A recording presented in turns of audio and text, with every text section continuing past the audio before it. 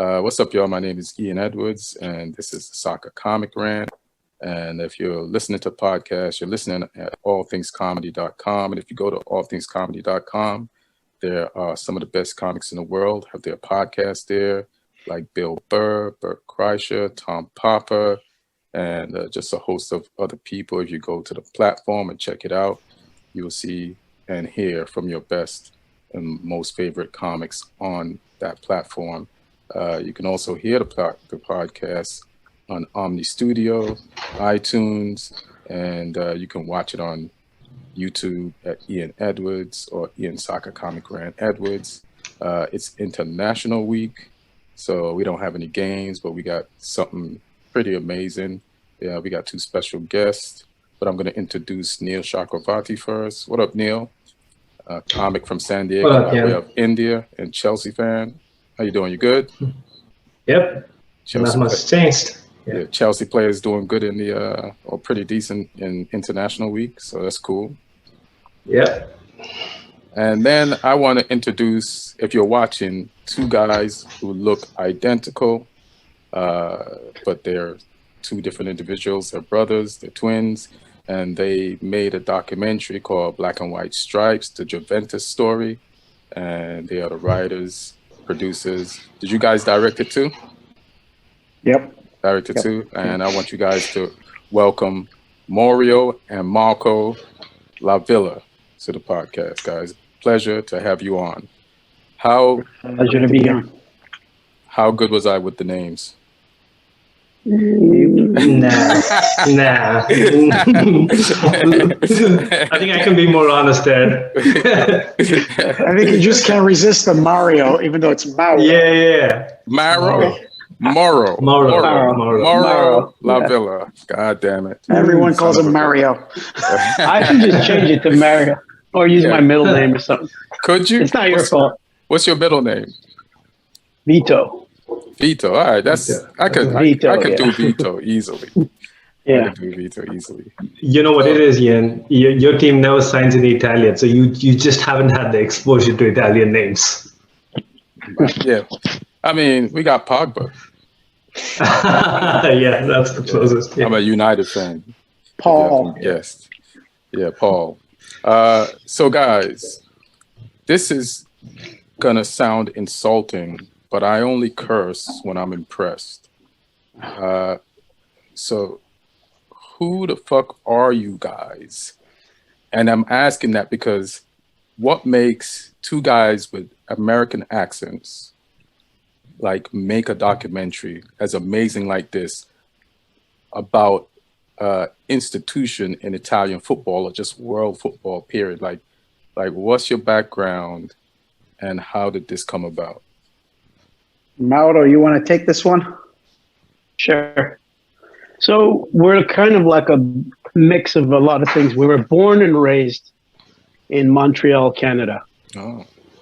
So that's where we're born and raised. Mm-hmm. And in a very, very like multicultural situation, but we were born from two immigrant Italian parents. Mm-hmm. So we spoke Italian before speaking French or English, because you got to speak French and English also in Montreal. Right. And then my dad was the biggest Juventus fan. Mm. And he's from southern Italy, not Sicily, but he's from like right near Naples, this little town in the province of Caserta, where buffalo mozzarella comes from, but just next to Naples. It's a 30-minute drive from Naples. And you're not, like he's from the south. He should have been like a Napoli fan, and all his brothers were, but he was a Juventus fan because he likes to win. And when he was a kid, it was like a big winning team. Anyways. Cut to like us growing up, and my dad is, strict. You don't have a choice. They basically they serve you bread and Juve. That was the diet. That's it. That's what they said. So then what happens is we end up moving. Somehow we end up in film because it was the path of least resistance.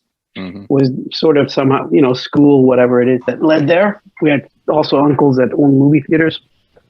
Passion. And then we moved to New York City because it's really the closest big city to Montreal that we liked and we felt comfortable in. Right. And then from there, it got even more international. We developed more film, career and track record. Our first feature documentary was about the biggest DJs in the world. And we shot that in 14 cities, so we're already doing like sort of international stuff. Mm-hmm. And then what happened was my dad. So Juve, we always wanted to take my dad to see a game in Italy, to see Juve play live, because he never saw them play at the stadium. It was always on TV. Oddly enough, also at a movie theater the first time, because they used to have this Italian movie theater in Montreal called Cinema Riviera, and they had this giant satellite, like where you can like talk to aliens. That powerful, but the image on the screen was so bad you couldn't see anything. It was like Platini versus Maradona, but you couldn't see anything. Plus, everyone was smoking. Were they broadcasting from Raya TV? Because I used to see Juventus games on my TV when no football was on any channel through Raya, and I'm like, this is the 90s. Why is this coming in black and white? This is 2000. Exactly. Yeah. Like, what the fuck is going on here? I could barely see Zidane. Yeah. All snow. Yeah. It was still pretty bad in the movie theater. Yeah. Smoke in the movie theater, smoke bombs in the stadium. You can't see anything. And so that's where it all started. And so the fans turned the movie theater into the stadium by smoking as much as the smoke bombs in the stadium. Oh, yeah. Exactly. They were yelling at the screen, the whole thing, as if they were in the stadium. And it was like, we were kids. We couldn't see anything. We just saw white. The screen was white. I don't know what the hell there was. How do you guys not have cancer? Yeah, exactly. I wonder. Sometimes I wonder. But anyway, we played soccer our whole lives, midfielders. Oh, dope. So I just came back from Brooklyn Bridge Park just now. You're a midfielder too? Yeah, midfielder, Yeah, I just got back from the park. I'm terribly out of shape, but I took my kid, so he can get out. But anyways, so what happens is we're in New York City, he's in Montreal, Dad, and we're calling him. So we call him during every game. So that was pretty much our thing. And then we never made it to bring him to Italy, and he passed away quite young from smoking and stuff like Sorry, we were it was kind of sucked. And we never did get to do that, take him to the game. So we were like, you know what, we should make a film about Juventus, and it'll be dedicated to him. That's really what spurred the whole thing on. Mm-hmm. And then a big, long production, very difficult to make. That's dope, because the documentary is about the team Juventus, but it's about the family that's connected to the team, and you made this, two brothers, for a family reason. So I see even more of a connection to the whole thing right now. And, Neil, also, go ahead. No, go ahead. No, I was just going to say, I didn't know if you had anything you wanted to add to that. No, I was saying the family connection, the main passion of the film, the theme of the film is passion, but also it's fathers and sons and families, and Gianni Agnelli and his father, and then Gianni Agnelli with his son, and then the grandsons. Right. And that's the same relationship we had with Juventus, except they're the team owners and we're just regular fans on a piece of ice in Canada. But we still had the same relationship. It was fathers, sons, and football, which maybe you had, maybe Neil had, maybe everybody else. So that's that was the main theme that we just stuck to. Yeah, super relatable. Yeah. Go ahead, Neil. Yeah, I think that's pretty interesting. I didn't realize you guys are not based in Italy when you guys started this this project. So I guess one thing that's really something I'm curious about is when you guys broached the topic, like how did you guys did you guys know anybody at the club? Like, seems like you guys had great access, right? So how did all of that come about? We were just in Brooklyn and talking and saying, let's make this film on Juventus. I think it was the summer. It was like 2002, 2003. And we're like, it'd be good to make a film in the future. Very naive, young, dumb. And then we started just developing a little bit and, working on it here and there, put a little pitch deck together, didn't pitch it to anybody. And then 2006 came, the World Cup summer where Italy won. Juventus got embroiled in this scandal. Yeah. And it was trial by media chaos, and they were just like convicted in this thing and sent unbelievably to second division. That was crazy. Yeah. Like the Yankees going to the minor leagues. I don't know Right. anything about baseball, by the way. I think that's what Americans could relate to. Yeah. It was like Pinstripes and pinstripes. that's when we said we got to make this film and we got to know more about what happened here. And we didn't know anyone. We just started calling one person, the other person, the other person, the other person, till eventually by 2009, I think, we met Lapo Alcan, one of the three main Agnelli family members who lived in New York. He was living there at the time. Sure.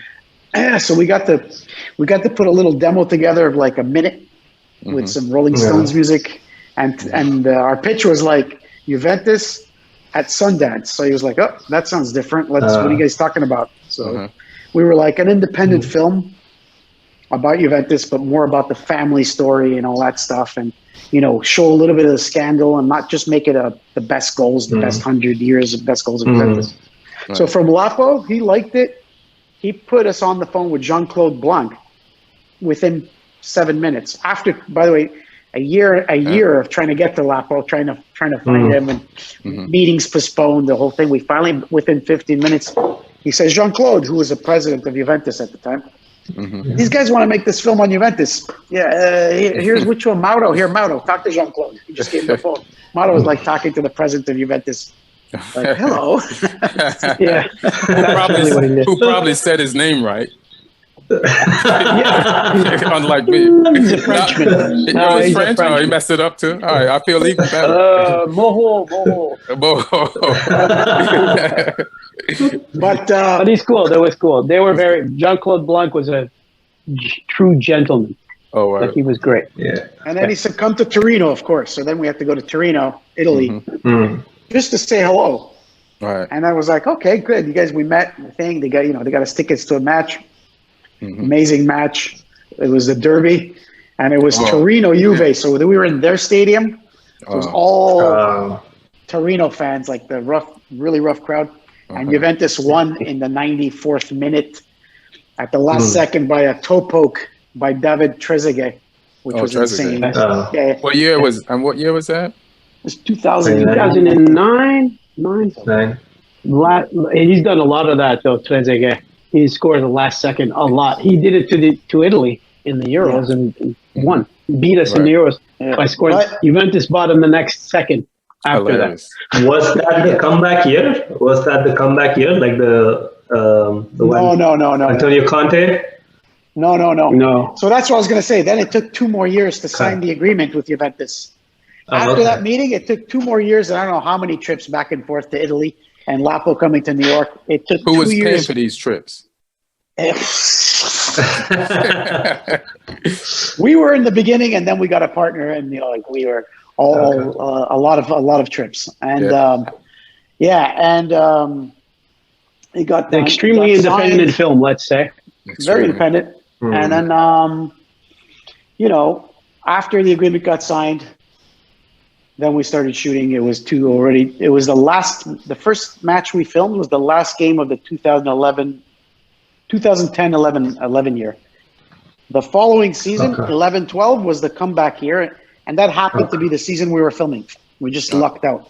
Oh, wow. That's crazy. Yeah. It's perfect. That was crazy.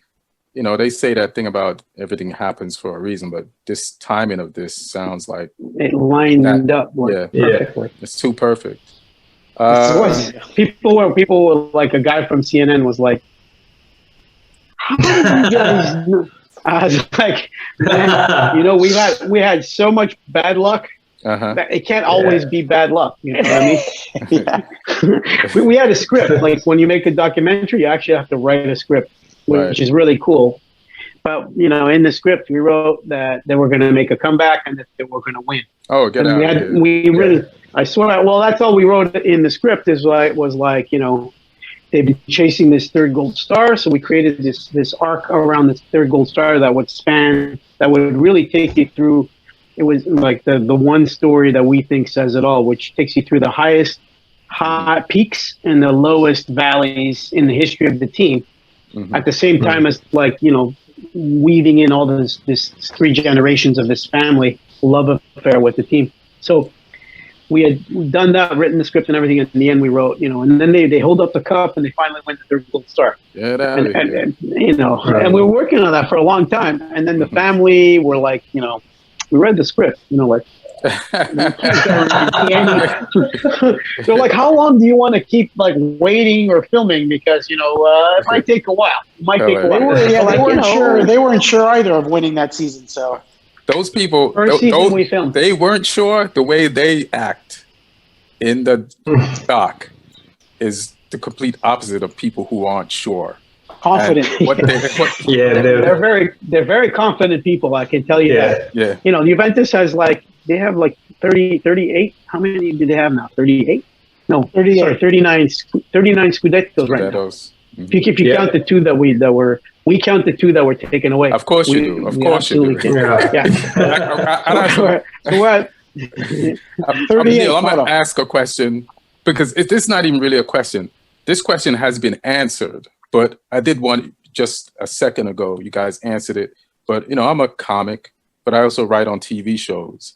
And I was going to ask you guys about, how did you learn to tell story? But you kind of answered it because you went to film school. Because this is not an amateur, lucky way how to tell a story. The framing device of the Scudettos and using the family. And then especially when it's like a rich family who owns a car company, it's like, how do you make them relatable when they coming off like the Kennedys of the Italian car manufacturers, and you guys managed to do that. So when did you and how did you come up with the story? That's a big question though. That's a great question because we're living in a time where billionaires are the top 1% people that are most hated in the world. Yeah. And they're our main characters.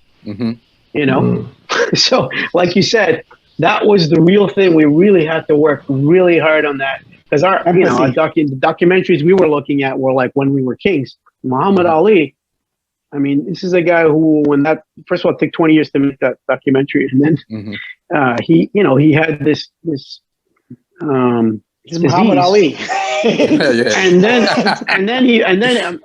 then he passed away. Plus, he was the king of the underdogs. Even though he was a big. So we were looking at that. We were like, these guys are billionaires who inherited everything. And you're like, but then when we started to look at it, we got closer and closer and closer. It's like, it's like I always say, when you meet people, it's like I've never met a single person who wasn't a human being. When you go in, they're human beings, and we went deep with this family. Like they were like, "You really need to we were like, yeah, we need to do everything." Plus we're big Juventus fans. They're like, "But you guys are big Juventus fans too." So we're like, "Yes, but that has nothing to do with our work, nothing at all."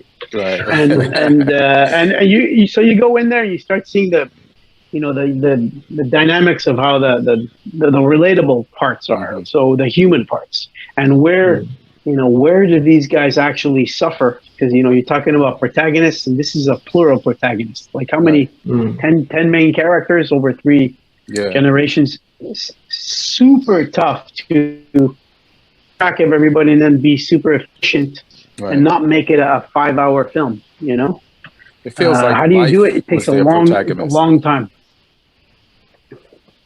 Yeah. What was that? Yeah. It was like life was. Yeah. Like all of them together was this one life, but it's all of them together. Yeah. I think so. It's like and I think Johnny Agnelli ties it together though. Like for me, I think Johnny Agnelli's in the middle, kind of. Yeah. He's like the rug in the Big Lebowski. It really tied the room. Right. Yeah.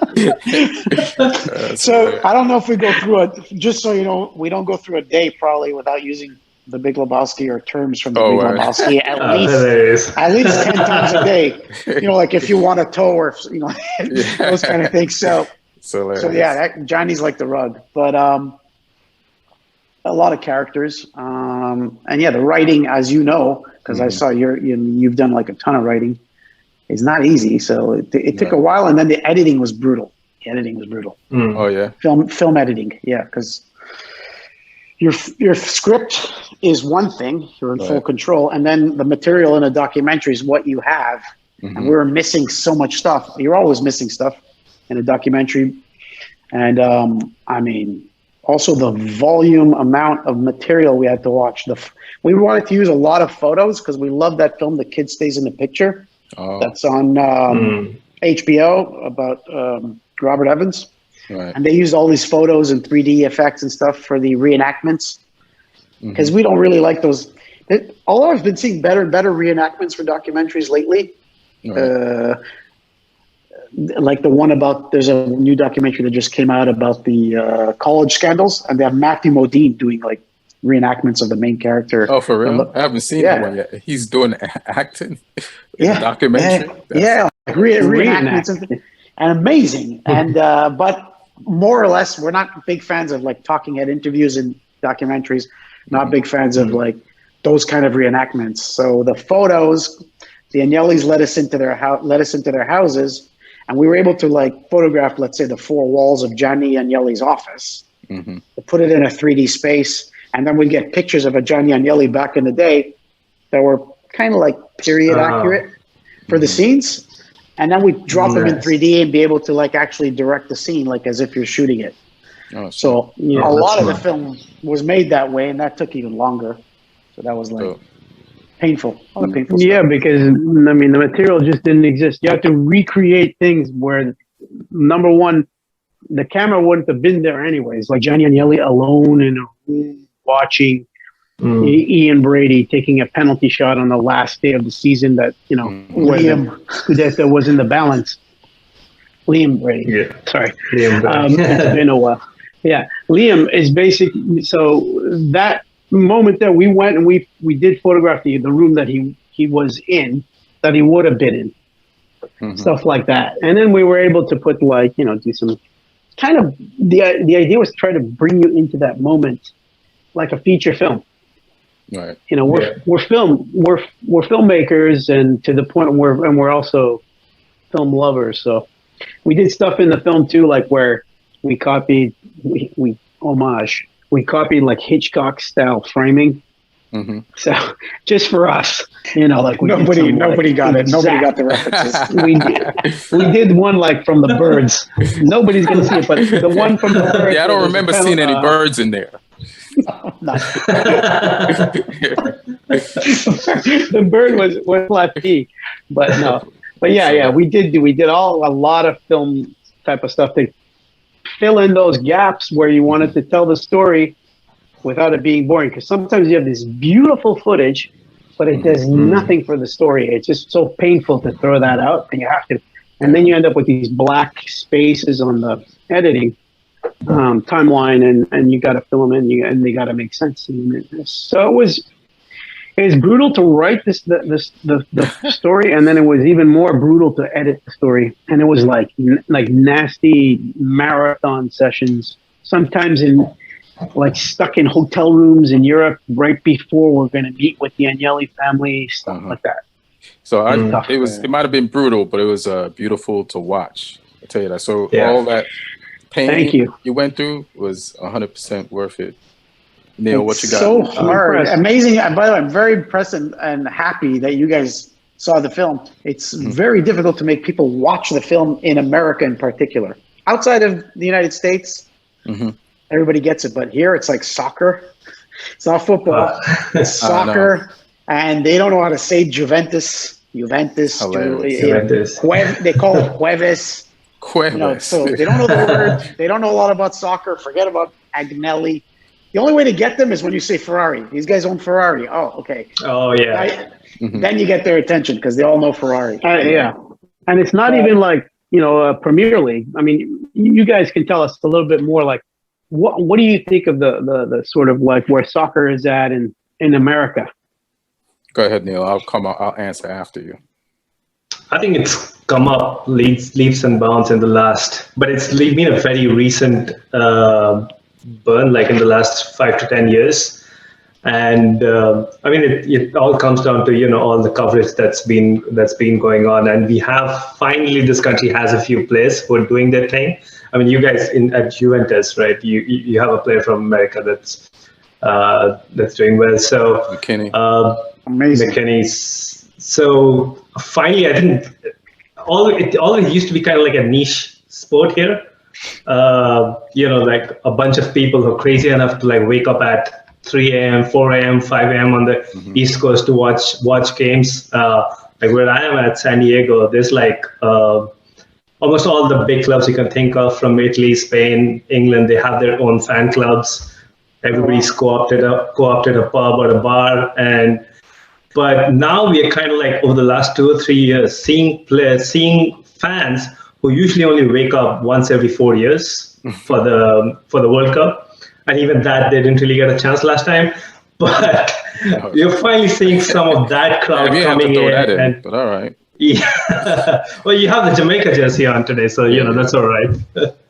So you weren't in the last World Cup either. Italy wasn't in either. So in case we forgot that. Oh, that's right. Yeah. Horrible. That's right. Italy, no Netherlands. You guys had good company, yeah.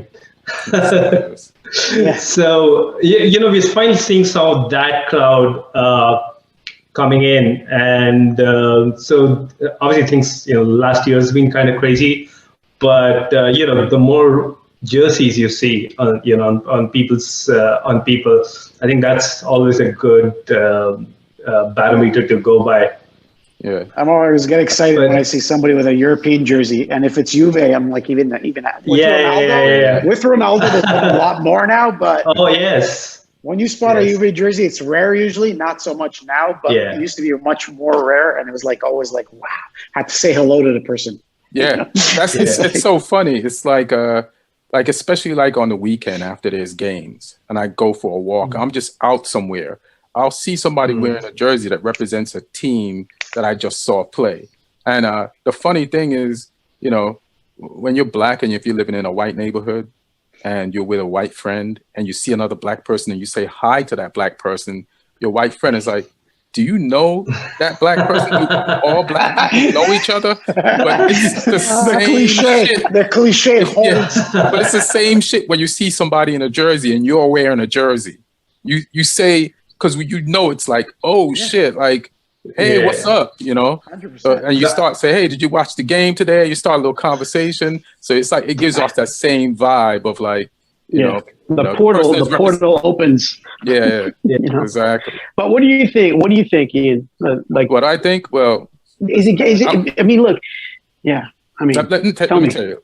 So I was born in England, right? Left England when I was 9, moved to Jamaica. I lived in Jamaica till I was 17. When I came, I could not tell people I was into soccer. It was like even gay people would beat me up. You know what I mean? I get it. I was a closeted soccer person. Yeah. You know what I mean? Like you don't say that word out loud. Like you're already in a foreign country trying to assimilate and get to make friends. You don't want to do anything that's gonna push you away. You're like from football, baseball. You're like soccer. Yeah. I'm watching American football.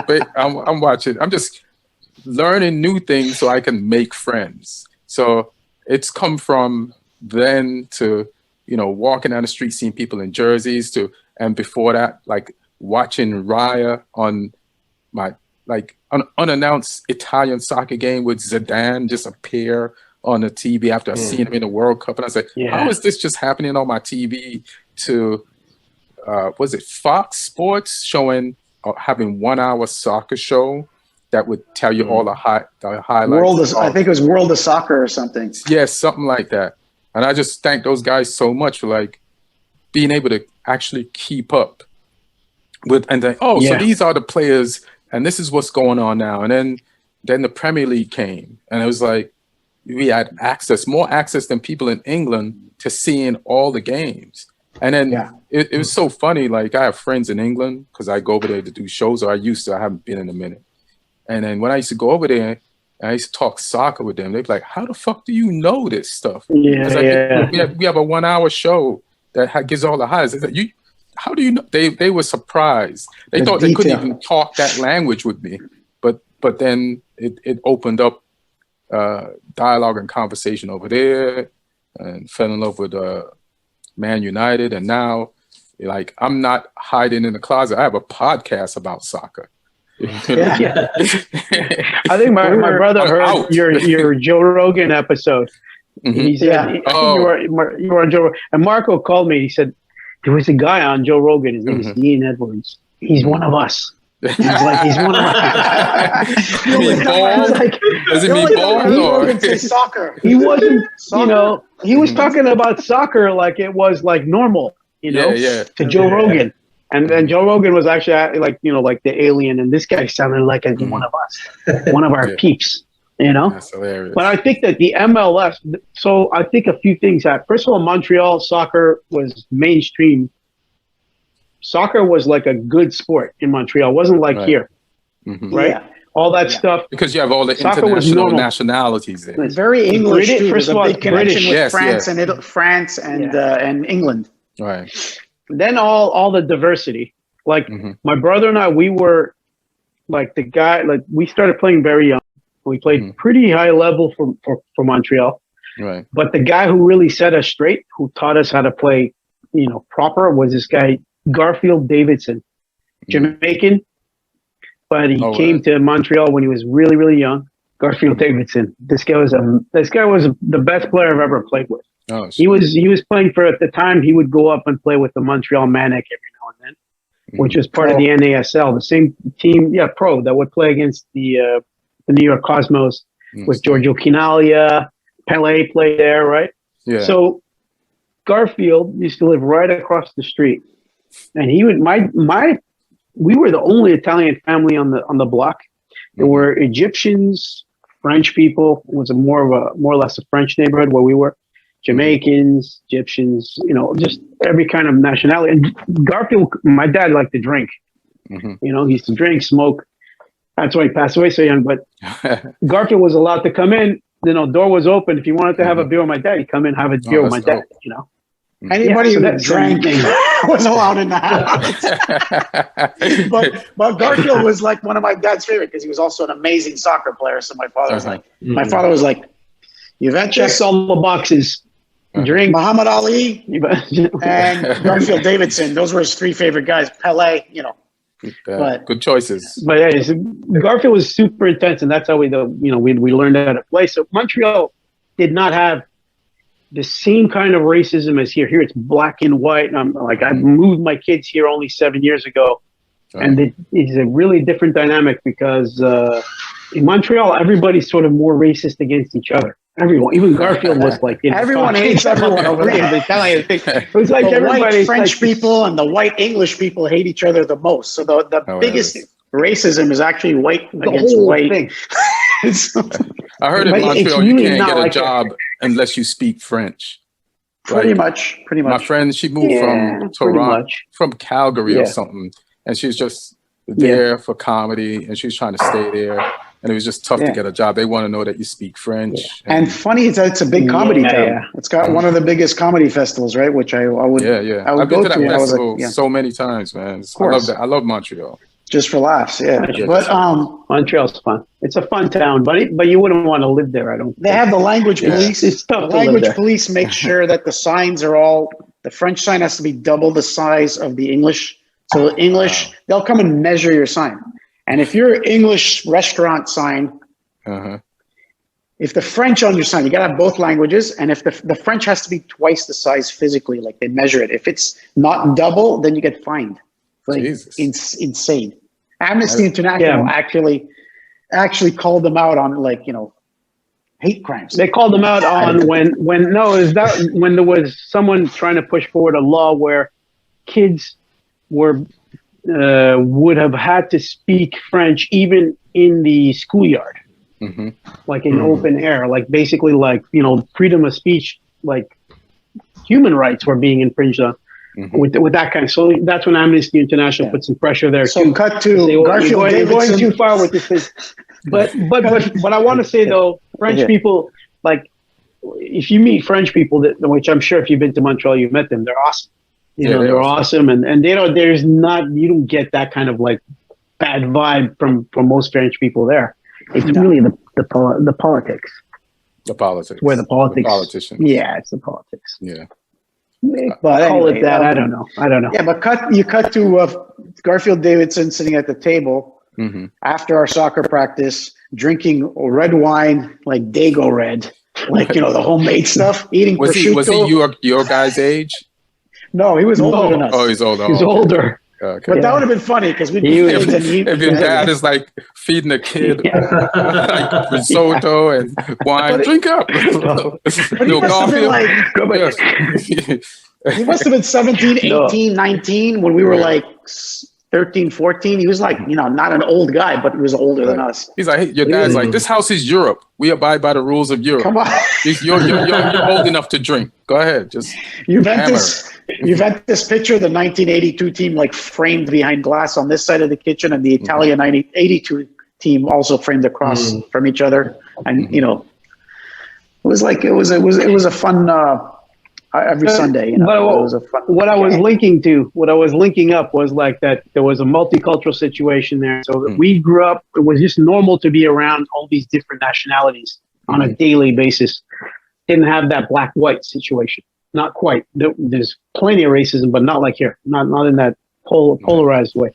So there's that. Then we had the NASL, which was the Montreal Manic, the Cosmos, the Toronto Blizzard, all of those guys. And we used to go to the stadium, like the Olympic Stadium. And one time I was there, it was like 50,000 people. It was crazy. And then it was New York Cosmos and Montreal in a semifinal. Something like that. And it was the best sort of experience I've ever had, like in North America, but aside from the World Cup. But what happened after that was Giorgio Canaglia started hiring all his friends in New York. So Giorgio Canaglia was one of the greatest strikers, Italian strikers, and he started playing for the New York Cosmos, and then he became part of the organization, and he started bringing in all his players, and he was overpaying everybody. Some say that he single-handedly took down the whole league. The whole league. And the league went bankrupt. So then we had this hole where there's no professional league for a long time, right? All these sort of weird little games here and there. And then finally the MLS shows up, and what I started to see some hope was that they had an ultra section. Like there's actual, they did it, the way they built the actual. I think it was the Portland Timbers. I walked by the TV and I saw the Timbers Stadium. I thought it was an English match because of the way their stadium was, and I saw some ultras. And then I looked closely. I was like, "Shit, is that the United States?" And that was like 7 or 8 years ago. To get into we've talked about the culture on this show. Like I'm a train ride away from the LAFC, and so I know somebody down there. So they've invited me to some games, and it's live. And they have an ultra section, and they have a chanting section, which when the league started, or when this team started like 2 years ago, they took these fans, before the stadium even opened, before their first game, took them to Germany to mix with and communicate and learn stuff from Dortmund fans. Wow, that's good. I took them on a trip. I knew they were doing something. LAFC was amazing. And amazing. So when you go to an LAFC game, you will swear you are in Europe. And I think Portland probably did the same thing. That. Seattle probably did the same thing, because Portland and Seattle are big rivals, and they're not going to let the other one have one up on them. So, like, they have them. They set them up in the southern curve, behind the net. It's like when I saw that, I was like, okay, this is new, this is different, and it's now. I feel like maybe that's their cop. That's their, you know what I mean? Yeah. Passion, the passion's climbing. Mm-hmm. So it's not just a cock and bull, the good old cock and bull. We had that dry period where it was only the cock and bull when we'd be in it, because I just moved to LA here a couple months ago. But I remember I lived here in 2002, 2003, and there was nowhere to watch soccer, and it wasn't like ESPN Plus and all that stuff now. Mm-hmm. So we had that one pub on Lincoln. I think it's still there. I'm sure you've been there. Cock and Bull. Cock and Bull. No, you've never been there? I think I've been there. I've been to it's another sounding like British pub on Ventura. I just passed it the other day. Wasn't this the one we went to recently? What was about a year or so ago, Ian? Oh yeah. Wasn't this the one? About 2 seasons ago, the opening game? Yeah. I think it was the Cock and Bull. Yeah. Then Neil has a bar in San Diego. What's the name of that one? Where different Shakespeare, different groups. You can't get more serve stereotypical English than that. breakfast, and there's Chelsea fans there when the Chelsea game's on, and just just so on. Love so it. It's But you would have been at the Cock and Bull if you were around at that time. You would have definitely been at the Cock and Bull. But it's still there. It's still open. Oh yeah, it's still there. And that's where I got to go check it out for a game. you definitely. It's Let's see like if Neil has any legit questions about the doc again he wants to ask. Oh yeah, like actually, this is something Mauro you touched upon. I think earlier. There's this line in the documentary which I think I'm paraphrasing here, but something along the lines that most teams, so like most clubs, are city teams, like they belong to a specific city. Juventus is not, right? Like Juventus has a larger appeal. And when you said that your father is from that's pretty much the entire country. And when you said that your father himself belongs to the southern part of the country, so how does that, like, because that's a very unique thing. I haven't really seen something like that in other big clubs. I think it's Lapo who explains and breaks that down in the film. Right, in the black and white interview. And he doesn't say it. He doesn't say why. He just says that it's just teams are city teams. Like Torino's from Torino, Milan is from Milan. Inter Milan is from Milan. Yeah, Juventus is called Juventus. It means youth. It's not called Torino. There is a Torino team and probably a couple. Yeah. But what happened was, I think what made Juventus the team of the nation and the number one, like the largest following, is Fiat. What happened was a lot of the workforce of Fiat would have to go and work in Torino, and a lot of them came from the south. And then when the summer holidays would hit, they'd all go back home. And all the Fiat employees, they'd bring the culture back down there. Yeah. And what happened was the Agnelli family, one of the things they always said was they had acquired the team in 1923. The team had been around since 1897, but in 25 years later, they bought it. And they said they kind of bought it for them and the Fiat employees and everybody part of that world, to give them something to cheer for, to feel like they're part of something, because they weren't from Torino, like 99% of them. Mm-hmm. And then that's it. Those guys would go back home to Naples, Sicily, Puglia, anywhere in Italy. And then, some of them would stay there, and then Juventus culture grew nationwide. Instead of three reasons. The reason my brother just gave, the Fiat employees were definitely the best sort of ambassadors that would go back and just spread the word, because they'd watch the team live.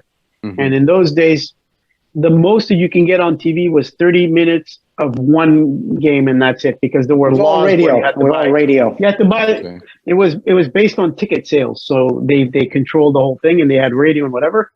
And the Fiat employees would spread the word.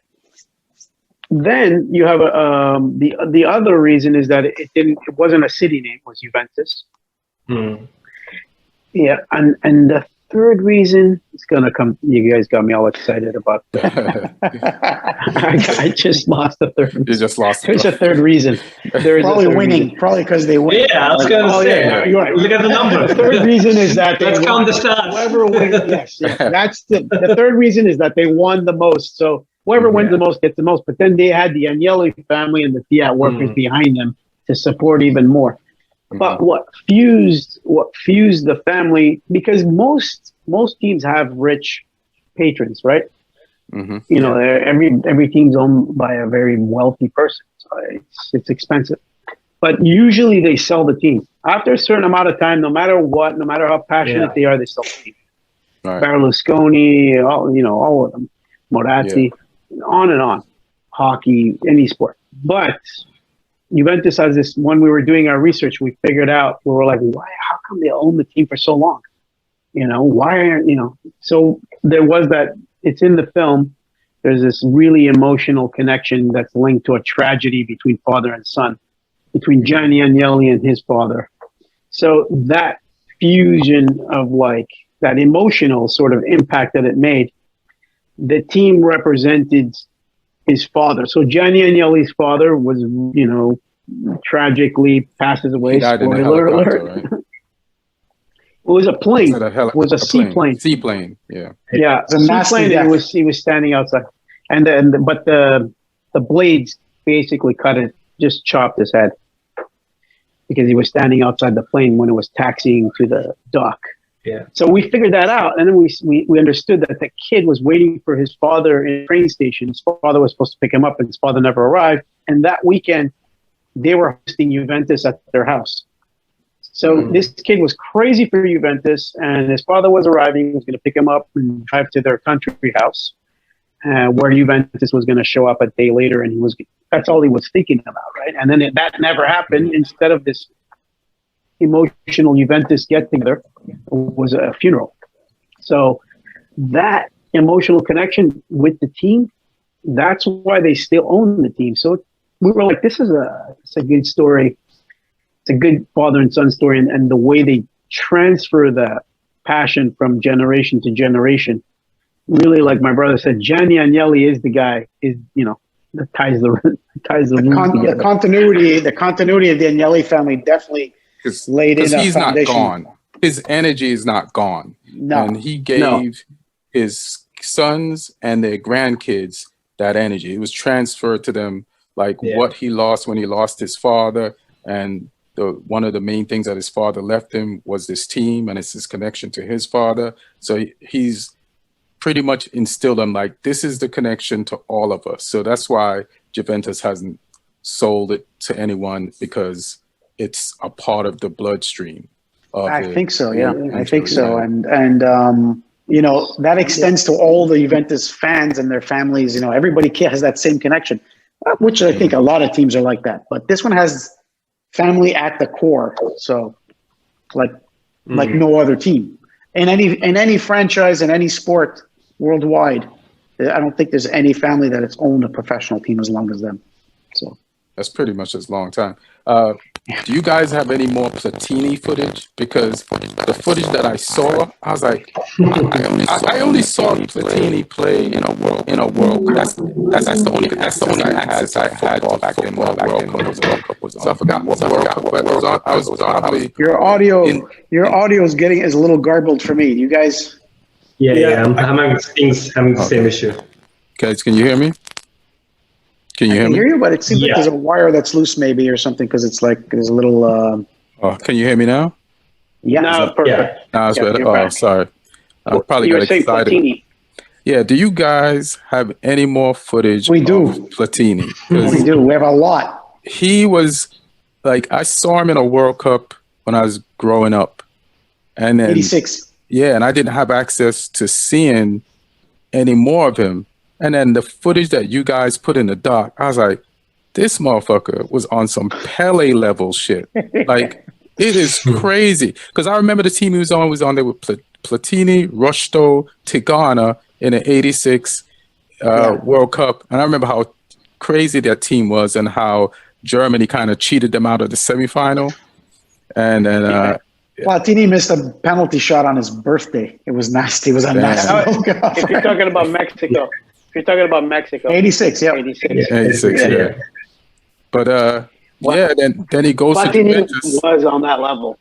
Yeah, he's fucking amazing. And then how many seasons did he play against Maradona at Napoli? Because the documentary makes me realize, Before. So that's a huge, two major figures. They were head to head for at least, I think it was about, they probably overlapped for 3 years or something like that. And how many of those we've had from Messi, Ronaldo in La Liga? Yeah. This was like that. Platini and the respect they had for each other too. Right. Maradona respected Platini, but Platini was. Maradona's Maradona. Untouchable. We have footage of Platini though that just gives you shivers. It just the things that he did with the ball that just didn't make any sense. And you're like, this guy came from a small team in France when France wasn't even a league. It was a league, but it was not known for soccer. Platini made France known for soccer. Right. After him, and he brought Zidane and all those guys. He's the one who referred Got them to Juve. Juventus. Yeah, the Trezeguet. That's how it became like very French. Platini, like, we don't want to make any more soccer documentaries just because we spent 10 years on this 10. Right. So, but Platini will be a tempting one for sure because he's so interesting too. He's like so smart. He's cheeky. He's smart. He's, he was beyond might be a criminal. Talented. And then he had this whole FIFA. I don't cover poster of the might be film susceptible to bribes. I don't know. No, I don't think so. I don't think so. I'm not. You're such Depends a where you Juventus cut the man. movie at. You're such a Juventus fan. We will defend to the death. First of all, Platini is probably the god. Platini's the god of Juve. So like, we're like, what? What are you talking about? That's not what Brady thinks. Brady. We have some good footage of Brady being interviewed. What a gentleman! Oh my god! Oh, for real? All right. Oh my god! Because when the problem was you could only have one international player on the team at a time. They didn't want to get rid of Brady, but it was Brady who was killing it with Juve, winning. Yeah. Where was he from? What was his nationality? Ireland, I think. I think he's Irish. He's Irish. He's Irish. Oh, for real? Yeah. Ireland had a player like that? Brady does a lot of analysis and commentary. At least used to till very recently on UK TV. So I've seen him pop up on YouTube videos and stuff. I never really made that connection. This is the same guy who had that famous penalty kick at the end of the season. Yeah, it's the same guy. A gentleman. The whole Liam Brady story for us was like the perfect opening too. It was the perfect opening. And we it was a little longer because we loved that story so much between Platini and Brady. Platini coming to Juventus was all done very secretly, and Brady didn't know till the last day. And then he knew about it before he took this crazy penalty shot.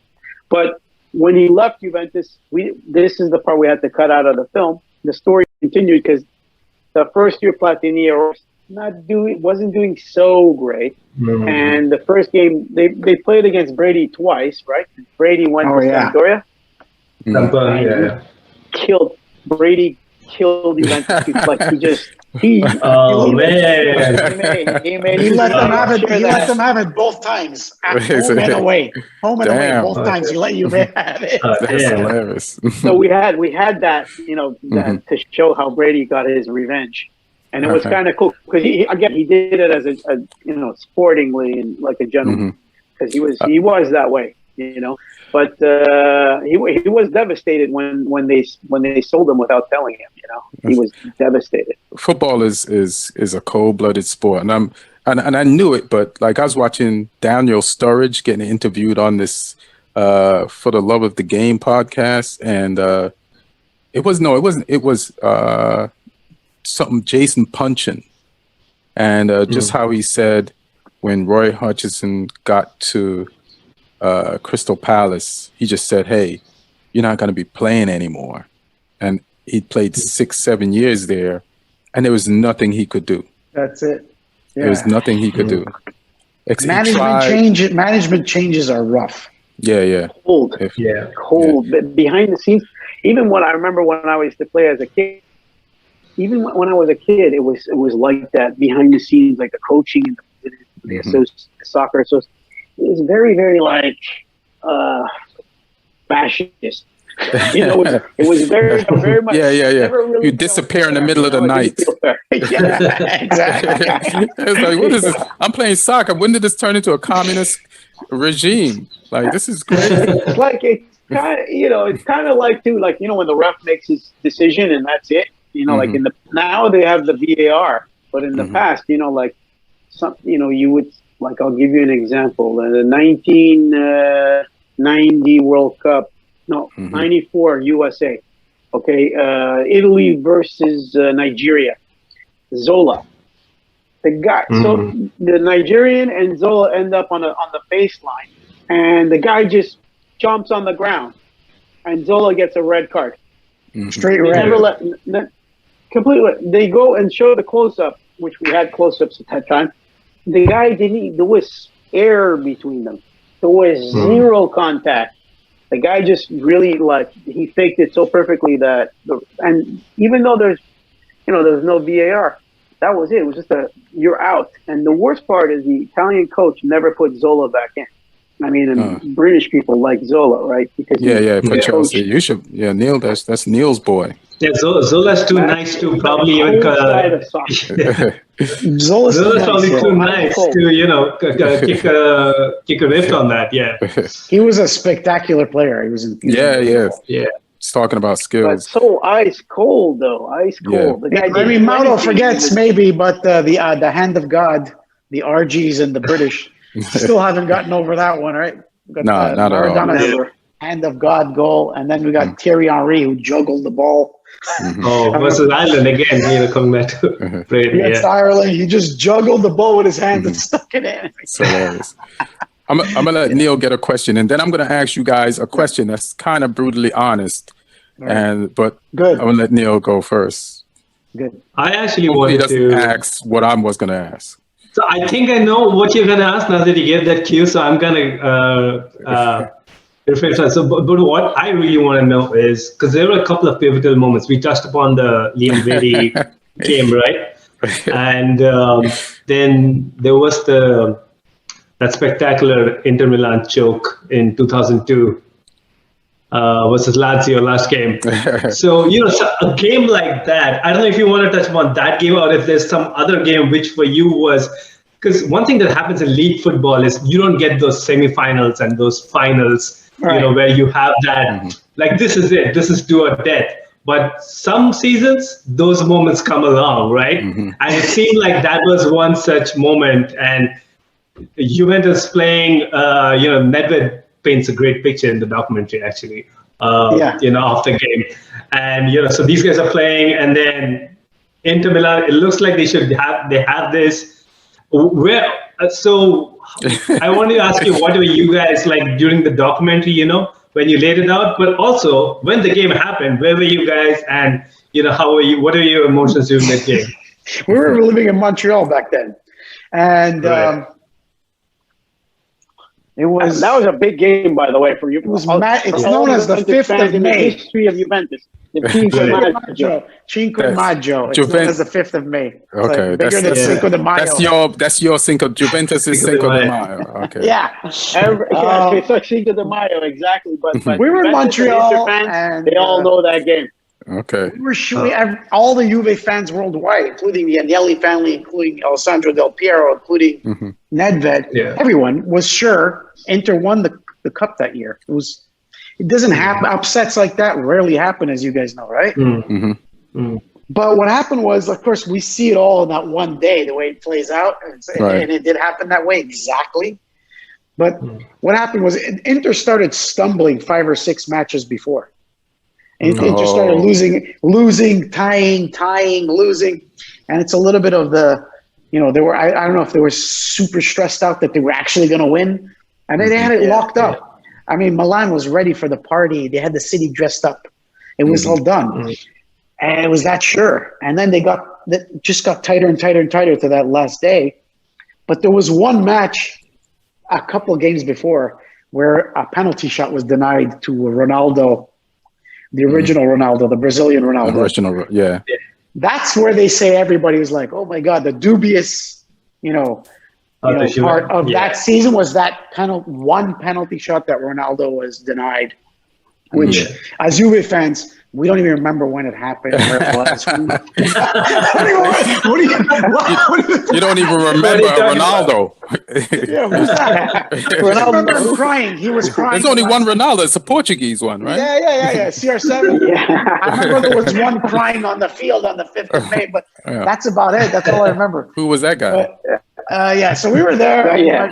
But I'll tell you, Nedved, Del Piero, we asked them to tell us that game moment by moment, separately, days. Their interviews were 2 or 3 weeks apart. And other coaches told us about that game.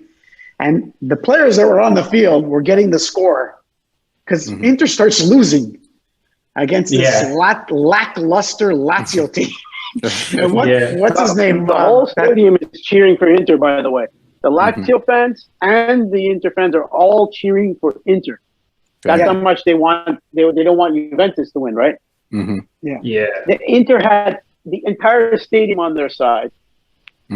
almost half of Italy, because half of the fans in Italy are Juventus fans, and half the fans are the rest of the teams. So all the rest of the team's fans were all cheering for Inter. The Lazio players didn't get the memo. It was unbelievable. It was unbelievable. The Lazio, really. The first scene that came to my head was Cinque Maggio. The biggest surprise of that day was when the players were getting the score. My wife's here; she's like scared to cook. So the players on the field were getting the score from the bench. They're like, Inter, I think, was up at halftime, and then they start losing, right? And they're like, they just got scored against, and the players are like, huh? Juve players like, what? Who scored? And then the second goal, and then the third goal, and then they're like, we're winning this fucking thing. And then you see Antonio Conte at the end. He's on a fence in his underwear. And that's his first title, right? No, this is as a player. Yeah. He was playing. He was captain of the team and everything. He might have won a couple titles as a player, but he was like, it was the players said nobody expected them to win that game, and it's the Cinco de Mayo of Juve forever. Cinco de Mayo celebrated and celebrated forever. And the Day of the Dead for Inter. That's hilarious.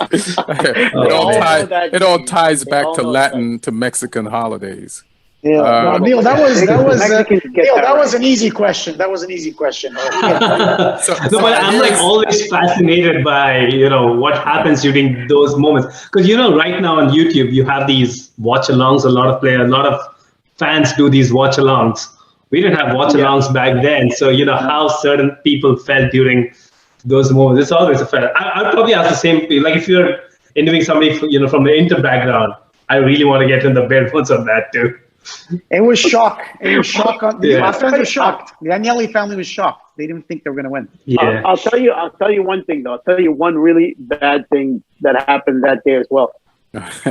I believe. Besides what happened to Inter. Really what happened. What happened that day? That was the good thing. That was the good thing, Ian. Oh, that's a good thing. Hilarious. Remember, we read over 10,000 pieces of literature for the research of the script, and we got like the same story from a lot of different angles, and then all the bullshit was tossed aside. The sources to got some really concrete facts. It wasn't easy, but we read over 10,000 articles, and that day, in my opinion, is when the scandal began. The scandal, like the push against Juventus, that started. And that's my question. And that's my question. So you guys. That's a nice. Thanks for the segue, Mauro. So they're ready to fight. That's hilarious. True Juventus fans. But this is perfect. So listen, guys, you're Juventus fans through and through. You made a documentary. It took you 10 years to make. You poured money and your life, and it's connected to your father and families. So, honestly, did Juventus cheat? No. The question is no. If it's a yes or no question, then it's no. Right. But if it's not, but if it's what? No. You want to get into nuance, okay? Yes. There's the sporting code, okay? There's a sporting code, so you can violate one law, and then you can violate another law. Sporting fraud was Article 7, I think it was. Article 1, Article 6. Article 1 and 6. So one is Article 1. What was the one is basically I actually sharpened up right before the interview on this. I was like, I got to. You had a feeling this is coming. Oh, I'm ready. Yeah. But, so Article 1, I believe, is the fraud, which is match fixing. Right. And the other 6 is fraud. 6 is fraud. So 6 is fraud, and 1 is just contact between club and referee body, governing body. One. Right. So you're not even, as a club, allowed to contact the referee governing body to complain. Right. You can't call them directly. You got to file a form, and you got to make official complaints and stuff like that. If you call the head of the referees and say, if you're the president of Fiorentina, not Juve. President of Fiorentina. Some other club, And you call the head of the referees and you say, Giovanni, the fuck, what did your boy do? You put that referee, to ref our game. He screwed up 3 penalty shots. Now, the president of Fiorentina is not fixing the game. It is after the game, and he's complaining that the ref sucked. That's a strike against you. That's Article 1. You're not allowed doing that. Yeah. Okay. Article 6. You violated Article 1. So that's Article right off 6, the bat right there.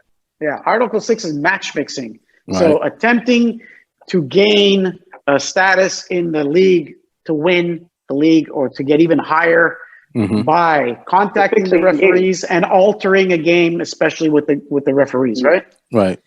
So Juventus, so at that time, the head of the referees went and testified, and he said, I met with, had phone calls with, had dinner in the homes with all of the presidents of every club in Italy at the time. Shit. It was something that was happening since the beginning of soccer. Right. And they're like, we're Italian. This rule is that they're not even supposed to call each other. These guys, the head of the referee's wife is friends with the wives of all the presidents of all the soccer teams. They're all friends. So it was kind of like the guy went to the court and said, yeah, of course, I know them. We all know each other. And it was a thing that was just done in Italy. So nobody really followed that rule. Nobody even remembered that it was in the rule books. So that rule was there. Right. Then there was match fixing, which, there was wiretaps. The wiretaps, they tapped most of the clubs in Italy. Okay, so let's say there's 100,000 wiretaps. 50,000 wiretaps, like something like crazy, like half, were just they were only wiretapping Juventus. Whereas all the other 20 clubs, they divided the other 50,000 wiretaps. So here's where they get Juve. Out of the 100,000 phone calls, we have more wiretaps of Juventus talking to referees.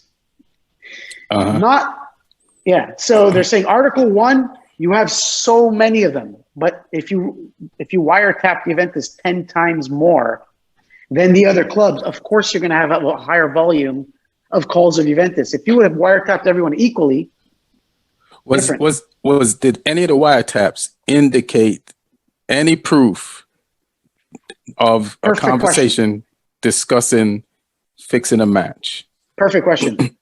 Juventus was wiretapped 10 times more than everyone else, and not one phone call had any wiretapping, any match fixing on it between the referees. It was all mostly complaints, complaining that the referee was crap.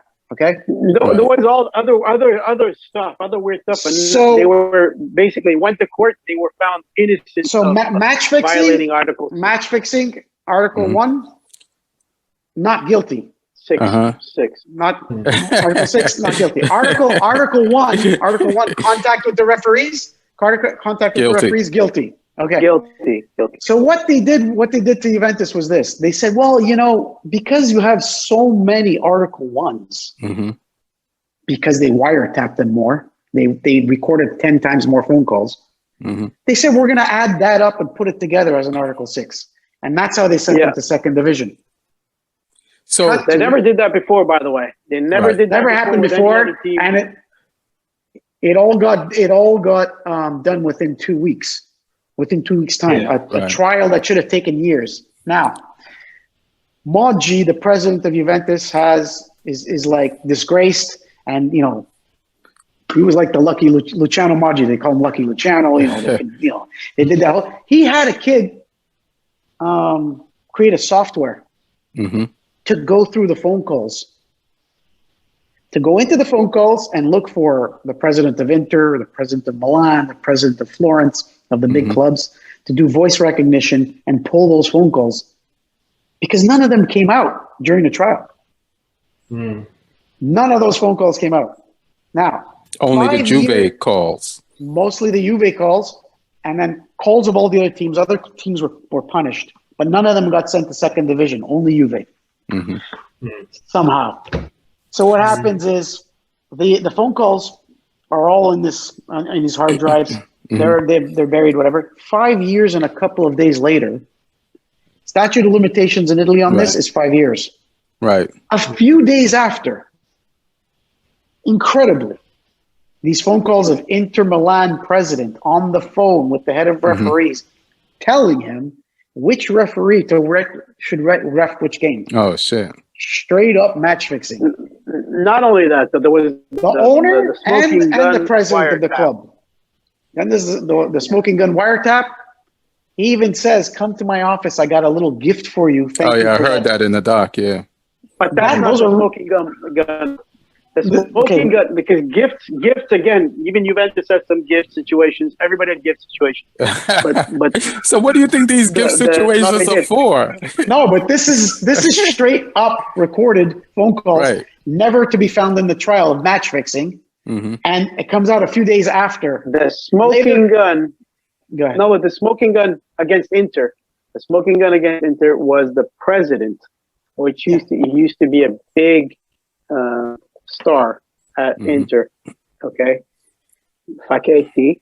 He was basically like this shining light, clean. That only the Pope was cleaner than him. And he was a great player, and he was this really respected and respectable person. But he's on the phone call, and he is telling the referee, when you are in doubt, you need to make sure you side with the team that's not in first place.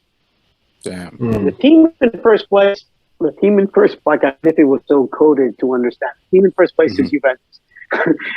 and the other team that he's talking about that's not in first place is Inter, his team. That was call right there. That's match fixing. You're guilty. Right. 100% guilty of match fixing. Yeah. And so how come the phone call, how come they didn't go after these people at the time? Statute of limitations.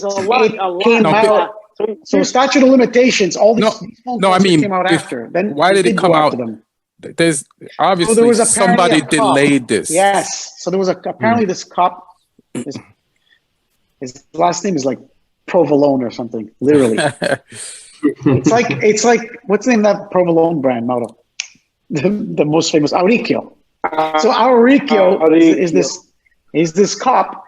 Apparently, he's in charge of the wiretaps, and apparently he buried the phone calls for the Agnelli, for the Moratti family. He buried the phone calls apparently. And some nasty shit happened. Like the two private security guards that represented Moratti, one of them mysteriously killed himself that summer. And so, I never dig too deep on the Inter Milan side. Right. Yeah. It seems like there was some nasty stuff. Nefarious there. It seems to me there's a natural flaw in this entire thing. Like, how are you going to have any sort of investigation in Italy when the folks anybody who's supposed to be investigating this probably going to be, a big fan of a supporter of one of these clubs. So I'm sure there's a lot of, There's a lot of that. The head of the investigation was working for the phone company. He was the CEO of the phone company of Italy. And the phone company, the major shareholder was the owners of Inter. And the entire case was based on wiretaps. So phone company, Inter Milan family owns most of the shares at the time. Right. The head of that phone company is removed from there and made the head of this investigation. That's crazy. But broad daylight in 2 weeks. So, and not only that, but that amazing, sterling, pristine Inter president, Facchetti, he passes away as well. So, then in Italy, everybody's like, let's not talk about him. He just passed away. His family feels bad. And everybody agrees. They just used it. They used that as well. Did he really pass away, or did he just disappear and pretend he passed away? No, he died of cancer, a slow death. It was a sad, slow death, and he used it. It was, all due respect, it was sad, legit. And he did pass away, and legit, but he was on the phone call, and his phone call particularly was studied, and everybody said. Well, it was the head of the referee that was telling a young referee, telling him, you better do this because I already talked to Inter, and we got to help them this week. Man, that's so crazy. Straight up. And then that was it. And by the way, that year, I think that was the year. They took the cup away from Juventus and they gave it to Inter Milan because of that scandal, right? Yeah. Yeah. And Inter's Milan? guilty. Yeah. And they still, Inter's guilty too. because of statute of limitations, they still have that cup. Right. And then there's one year nobody got the cup, right? One was left unassigned. Yeah. Which, by the way, both those cups are in Juve's offices. We never gave them back. We I saw them. hugged them. I you drink wine and champagne out of them. Yes, the holy grail of the cups. Can I say though, going back to this Cinco de Mayo game, this Cinco de Mayo game, okay, the day after, they started investigating Juventus and they thought they were going to get more doping. What they had this entire doping investigation with like everybody went on trial. The players went on trial. It was amazing, right? I remember that. Yeah. They Xeroxed Juventus, and Juventus went to court, and they were accused of doping. Okay. Then somebody, little birdie, went and said, "Look, go and look at those phone calls, the same phone calls that you wiretapped for the doping. Look at those." And get them on match fixing. They didn't get them on match fixing. There were some match fixing phone calls of Inter and I believe also of Milan, AC Milan. But those were like hidden, and the general consensus in Italy, like really like trial by media, but it was also trial by half of the Juventus fans who were like on trial, and then half of the rest of all of Serie A fans together as one group. You're talking like 100 years of fans that wanted to kill Juve all at the same time. It's like, kill them somehow. We can't kill them on the field. We'll kill them famous off way the that field. Julius Caesar died. I think it was Julius Caesar, one of them, where every senator Brutus. everybody took a stab. No, but that was it. And it's weird, like they were taking steps while their clubs were already also doing this. Yeah, it's like we were watching this. We were watching this in the news in disbelief, but it happened. Let me just make this point here that basically, when we have friends of ours, very good friends of ours that are Inter fans, AC Milan fans, and fans from everywhere, right? But when we were talking, I mean, it was like, you couldn't say anything. If you're a Juventus fan, you couldn't say one word. It was like an ocean of like, Oh my God. According to them, Juventus had been cheating for 100 years. We don't even care. It's like they got cleared for doping. As soon as they heard they were going on trial for this match fixing thing, they said guilty. That's it. We don't care what happens. They are going down. And then it was like they were innocent of match fixing. They were like, we don't care. They have they're guilty of Article 1s, and there's so many of them that we're going to make it match fixing. So let me ask you this. Let me ask you this question, because I remember this happening, and it happened so fast, and I was like, during the World Cup, I couldn't believe it. I said, so Juventus is going down. That's just crazy. And that was the crazy, like there were so many stars from that, the World Cup team. One of the best, strongest teams that Juventus ever had. And shout out to Pablo Nedved for staying, and Buffon. And was Pirlo there? Was Pirlo there leaving and come back? He wasn't never. So he came afterwards. He came to Juventus afterwards, but I always was an admirer of Pablo Nedved. He played the way Steven Gerrard played, just box to box, just gave it every game. So I was just a big fan of Pablo Nedved. And for those guys, we always wanted Gerrard, by the way. Juventus always wanted Gerrard. Always. He seems like a Juventus player, Yeah. And you never get him, though. Yeah. But my question is, based on what happened after you're coming out of the second division and coming back, was it worth it? What happened with the scandal for the first win of the championship of the Scudetto? Like, was it worth it to you guys? It took 7 or 8 years to win. A lot of losing. Emotionally, that feeling, it was like, one of the executive producers of this film is David Franzoni, Oscar winner, who created Gladiator. Mm-hmm. And it really felt like Gladiator, you know, the way Mm-hmm. they were like, you know, gladiators in the lower rungs of the, Yeah. you know what I mean? He goes from like this general and then he's all the way at the bottom and then he's fighting his way back up. And then, you know, he ends up in the Coliseum. It really had that our feeling for Juventus fans. See us go from like, you know, the top to the bottom and then just climb our way, crawl, you know, our way back up. And that year, we did have a new stadium, which created a lot of, believe it or not, a ton of enthusiasm. Kind of like felt like an extra player in this new stadium. I don't know. But besides that, we had half the team that Milan and the rest of the teams had. When Conte came on, he had like some older, talented players and then some younger, unknown players that, you know, and he made magic. So like, it was like, you know, Russell Crowe with one arm. He was, you know, it had that whole gladiator vibe, you know, and that's the way it felt to him. So even Buffon says in the movie, the reason I stayed with Juventus, you know, and I didn't leave, and I had every offer, you know, tons of offers. I even got paid less to stay with Juventus. Is so, because I knew how sweet it was gonna be when we win again. Because that's why I stayed exactly for that reason, you know. So was it worth it? In the end, I really wish we would have never gone to second division for sure. But the feeling of having gone all the way to that level and then reached back to that was amazing. And now, of course, as you know, we're 9. I know. This is so crazy. You made up for all the lost time.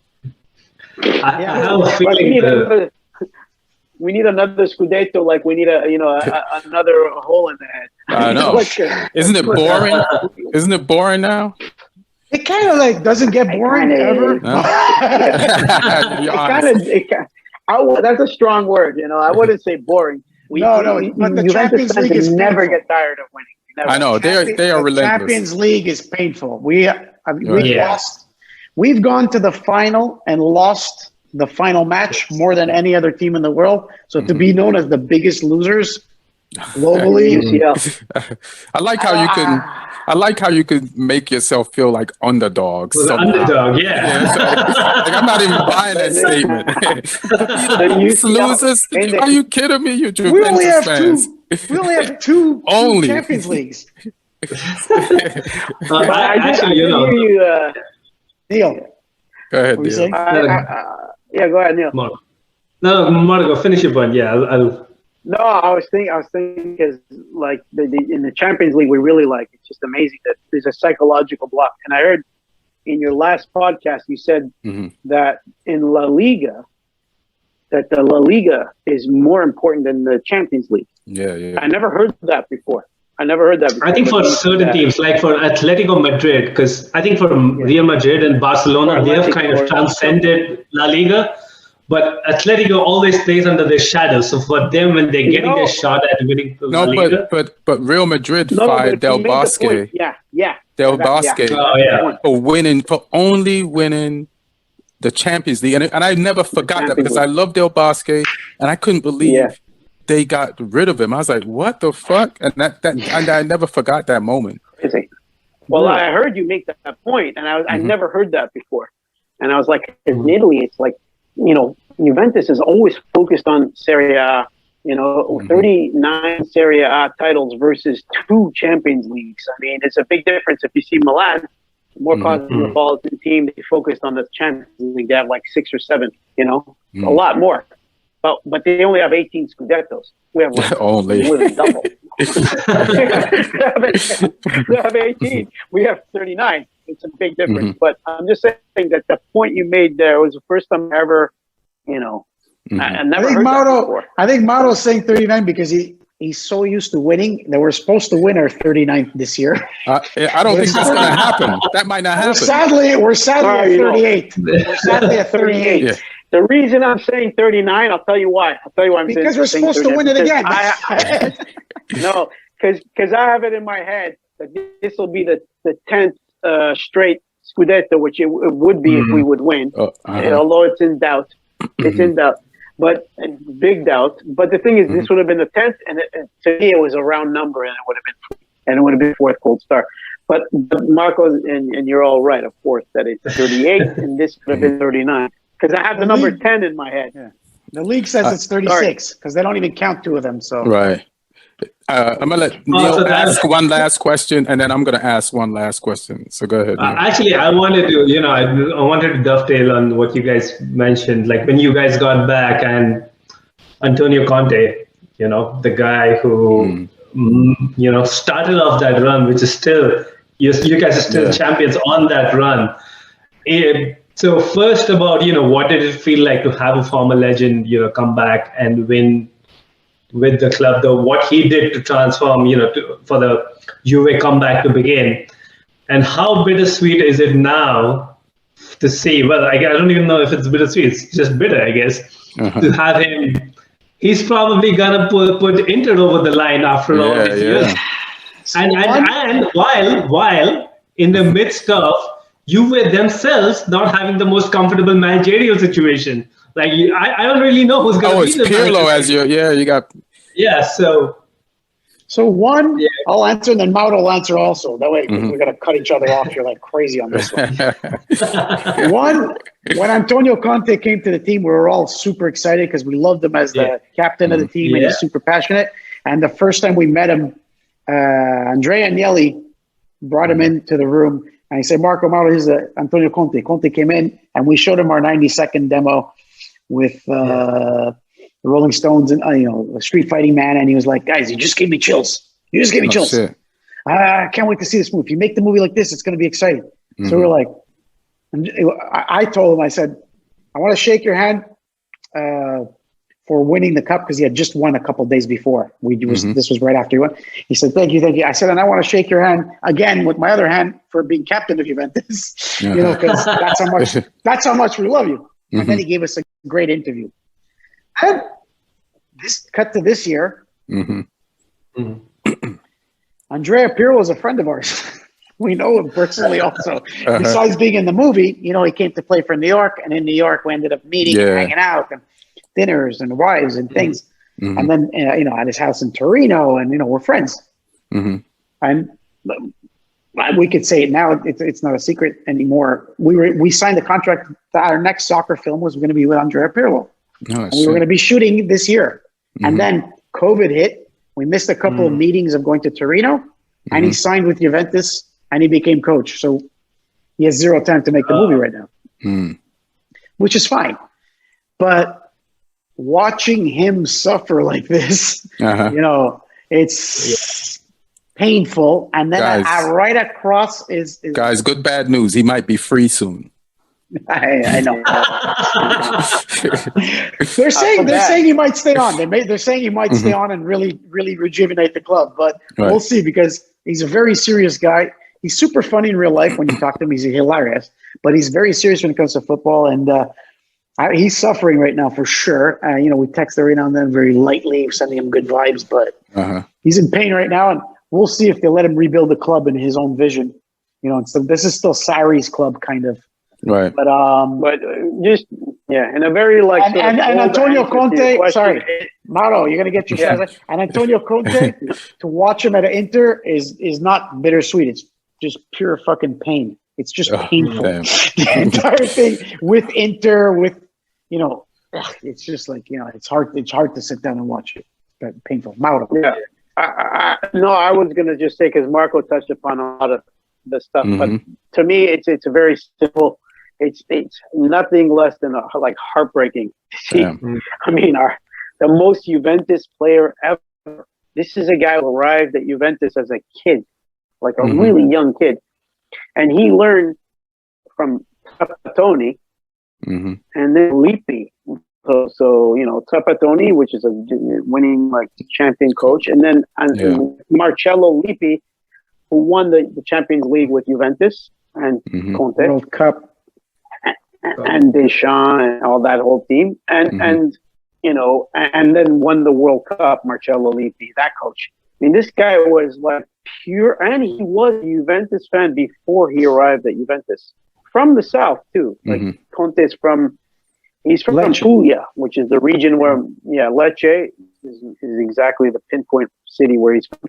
but he's from the region of Puglia, where my mother's from. So it was like, the Juventus fan from where, like, he's paisan of mine, Paisani means you're from the same place. So, that's what I'm saying. So, like, it's heartbreaking. It's just heartbreaking to see, of all people. I mean, did he leave? People, he's gonna end the streak too. We wanted to win 10 straight, and I don't think we're gonna win this year because of the way it's winding up now. And man, heartbreaking. Did he leave you guys on bad terms? Yes, he did. Kind of. Yeah, he did. Yeah, he did. He quit suddenly. Yeah. He quit suddenly. Champions the League transfer market wasn't working out. He kept asking for more money. For the Champions League. He gets pissed. I mean, I'm a Chelsea fan. We know he's a Chelsea fan. He doesn't end no matter what you do, he's not gonna be happy. When he came to Chelsea, I won a bottle of champagne because a friend of mine was like, he's not a good coach. I said, Chelsea's going to win the cup the first year Conte's in. I got a $200 bottle of champagne. I thought Chelsea was going to win that year too. One final question, guys. It's a simple question. Where can people find the documentary, and how did it do in Europe compared to here? Mauro. Okay. So right now you can see it on iTunes or Amazon Video. That's basically where you can watch it. In Italy, so we had like an Italian release, full Italian release, like a blockbuster theatrical release, but event cinema. So it was a 3-day event cinema release, but in 300 theaters all over the city, TV commercials. The premiere was at the stadium. Just the dream come true. Jesus. And then and out of like 125 films, the film was #1. And it broke per screen averages and all that stuff. It was record-breaking #1 box office film in Italy. The DVD sold out. And then there's a book too, by the way, which was published by Rizzoli. Basically, the story of the film with photos from the film and from the story. Big book. Also did really well. It also did really well in 30,000 copies. And then the rest of the world, tough. We got a sponsored world tour. We did 7 cities all over the world. That was really cool because just getting the word out there for an independent film is like, oh my God. Impossible almost. But so it didn't do as well. But what's happening is it's catching on slowly. It's right now. It's starting to be. It's starting to appear now in like TV stations across Europe and across. I think it's going to be in Australia next, and the book was just published in Polish just now. But in America, I would say it's almost non-existent. It's like if someone would watch it now, they'd think that the film just. I mean, you didn't hear about it, right? No, I didn't.